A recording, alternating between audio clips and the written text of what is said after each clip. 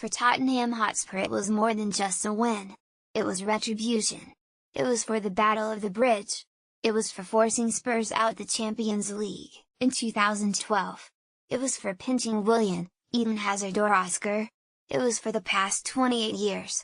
Since the Premier League began, Tottenham had never beaten Chelsea at Stamford Bridge. Blues fans understandably lauded it over London rivals. But no more. Across 90 minutes in West London, Spurs banished those demons once and for all. The last chink of the inferiority complex that remained removed in emphatic fashion. The 3-1 scoreline was a fair reflection of Tottenham's second-half dominance. The opening 45 minutes were close in the 1-1 score, at half-time a fair reflection, but a chasm in quality opened up in the second period and swallowed Chelsea and their Champions League hopes. It was a sobering afternoon for the Blues, and one which again puts the future of Antonio Conte in doubt. They won again, appear a club lacking in direction and stability. Big changes must be made, but it's with Spurs that we start the 5 things we learned from Easter Sunday's clash. Spurs can win convincingly without Kane. He came on in the 74th minute with the game wrapped up after his team had done the business. Spurs show they are well beyond being the Harry Kane team and how they can cope in the most difficult surroundings without their talisman. 1. Spurs have won at Stamford Bridge for the first time in Premier League history, ending a run of 25 visits without a win in the competition, the most that one team had played on one ground without a single victory. Snapped. pic.twitter.com/scfv2 coach to you, OptaJoe, at OptaJoe. April 1, 2018. Chelsea certainly controlled for periods, but Spurs always seemed comfortable and dangerous when operating on the break. Despite lacking the presence of Kane, there was a strong character about the Spurs team and how they rode out the pressure from the hosts and stood strong. Spurs have come under fire regularly throughout the season for their perceived lack of bottle, but this was another instance of their development as a team. They may remain 20 points off Leader City, but it has been another positive season under Mauricio Pochettino in which the club continues to develop. It has hardly been a stellar season from Dele Alli, but he popped up at Stamford Bridge and delivered the goods when it mattered. With the game on a knife edge, Alli produced one of his trademark darting runs to nip ahead of the Chelsea's centre-backs, before bringing down the ball with a deft touch and poking home in one swift movement. Later on he showed his awareness to fire in from close range and secure the points from Spurs.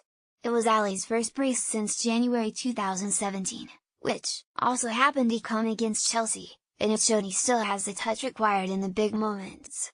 It was his 100th appearance in the Premier League, and Alli has been involved in 61 goals in the period, emphasizing that along with Harry Kane he's a vital cornerstone of the Spurs team. Today was again all about Alli's main qualities, picking and choosing his runs, moving intelligently and delivering in product in the final third. Another nail hammered in Conte's coffin. No one needed a win inside Stamford Bridge more than Antonio Conte, and ultimately, as his team had done so often this season, fell short.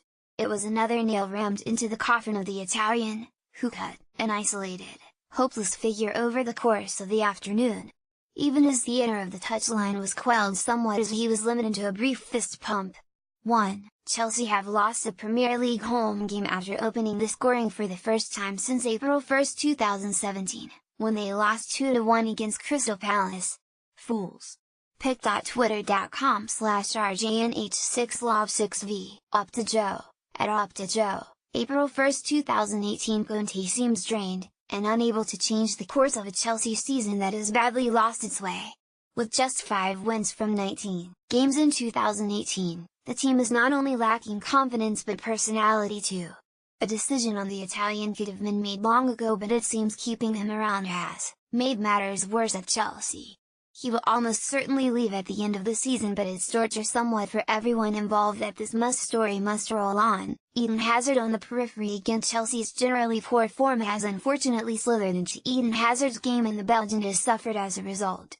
The attacker had just 58 touches of the ball, and while he produced 6 key passes over the course of the game, he cut a forlorn, fed-up figure. If anyone needs a change of outlook, it's Hazard, who needs better support in this Chelsea team to showcase his vast array of skills.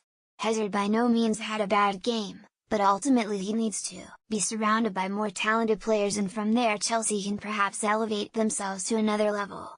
Until then, Hazard will continue to suffer and remain far from the world's most elite players. Lamella's return a huge boost to everyone. He has missed a lot of football, and now that he's returned it's quite evident how important Eric Lamela is to the Spurs. Few players sacrifice themselves more and carry out the orders of Mauricio Pochettino better. His pressing from the front and movement to take players away from Dele Alli was exceptional, and while he had no direct involvement in any of the goals, his presence was important.